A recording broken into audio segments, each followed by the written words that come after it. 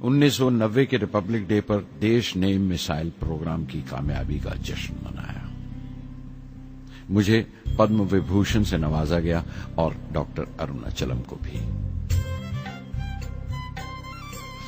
10 साल पहले पद्म भूषण की यादें एक बार फिर हरी हो गईं। रहन सहन मेरा अब भी वैसा ही था जैसा तब था। 10 बाय 12 का एक कमरा किताबों से भरा हुआ और कुछ जरूरत का फर्नीचर जो किराए पर लिया था।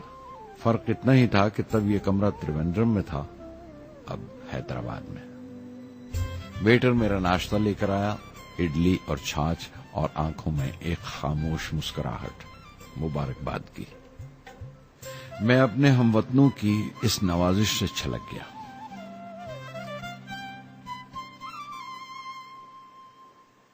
मैं जानता हूं कि बहुत से साइंसदान और इंजीनियर मौका मिलते ही वतन छोड़ जाते हैं, दूसरे मुल्कों में चले जाते हैं ज्यादा रुपया कमाने के लिए, ज्यादा आमदनी के लिए। लेकिन ये आदर, मोहब्बत और इज्जत क्या कमा सकते हैं जो उन्हें अपने वतन से मिलती है। 15 अक्टूबर 1991 में 60 साल का हो गया। मुझे अपने रिटायरमेंट का इंतजार था। चाहता था कि गरीब बच्चों के लिए एक स्कूल खोलूं।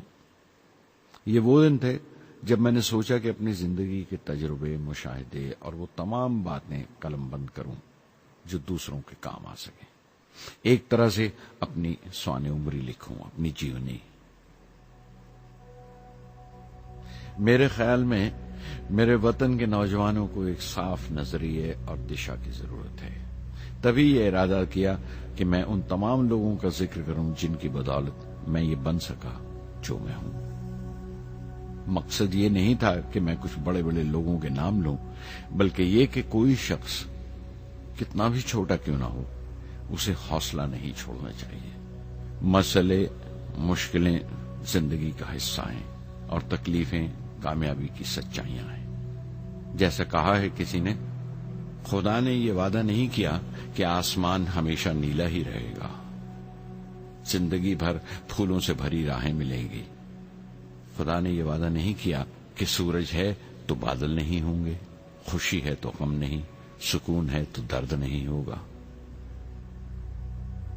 मुझे ऐसा कोई गुरूर नहीं कि मेरी जिंदगी सबके लिए एक मिसाल बनेगी, मगर यह हो सकता है कि कोई मायूस बच्चा किसी गुमनाम सी जगह पर जो समाज के किसी माजूर हिस्से से ताल्लुक रखता हो, ये पढ़े और उसे चैन मिले। ये पढ़े और उसकी उम्मीद रोशन हो जाए।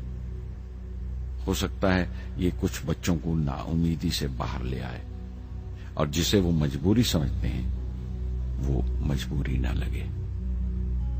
उन्हें यकीन रहे कि वो जहां भी हैं खुदा उनके साथ।